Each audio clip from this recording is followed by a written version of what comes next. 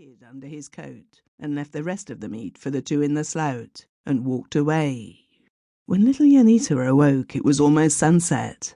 She sat up very frightened, but her goats were all about her. She began to drive them home. "I do not think there are any lost," she said. Dirk, the Hottentot, had brought his flock home already and stood at the kraal door with his ragged yellow trousers. The fat old Boer put his stick across the door and let Juanita's goats jump over one by one. He counted them. When the last jumped over, "Have you been to sleep today?" he said. "There is one missing." Then little Juanita knew what was coming, and she said in a low voice, "No." And then she felt in her heart that deadly sickness that you feel when you tell a lie. And again she said, "Yes." "Do you think you will have any supper this evening?" said the Boer. "No," said Juanita. "What do you think you will have?" "I don't know," said Juanita. "Give me your whip," said the Boer to Dick, the Hottentot. The moon was all but full that night. Oh, but its light was beautiful.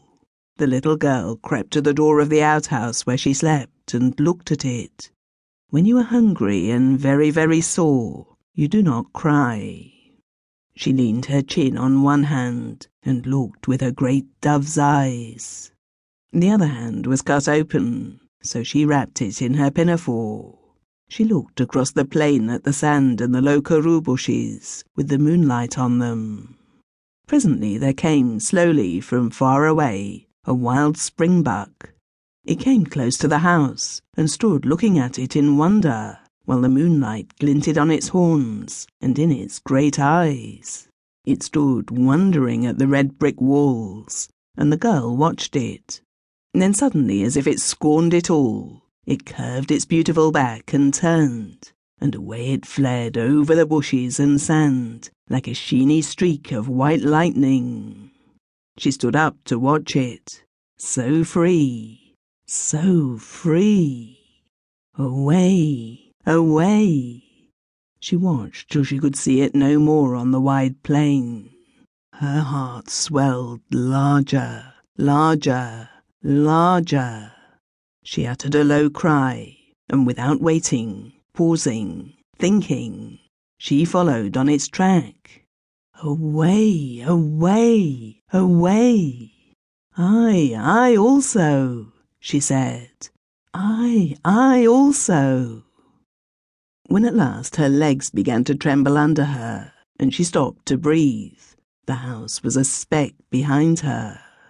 She dropped on the earth and held her panting sides. She began to think now. If she stayed on the plain, they would trace her footsteps in the morning and catch her. But if she waded in the water in the bed of the river, they would not be able to find her footmarks, and she would hide there where the rocks and the kopjes were.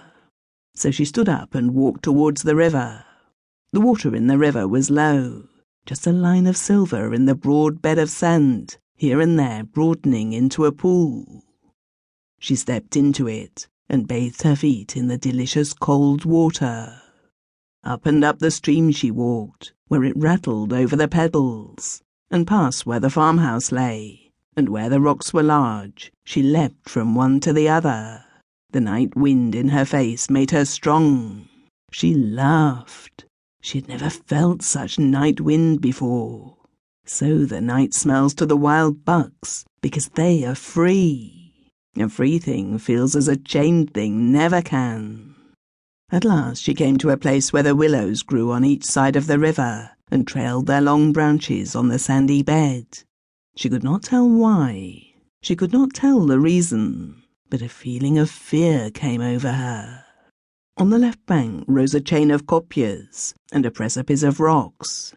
Between the precipice and the river bank there was a narrow path covered by the fragments of fallen rock, and upon the summit of the precipice a kippersol tree grew, whose palm-like leaves were clearly cut out against the night sky.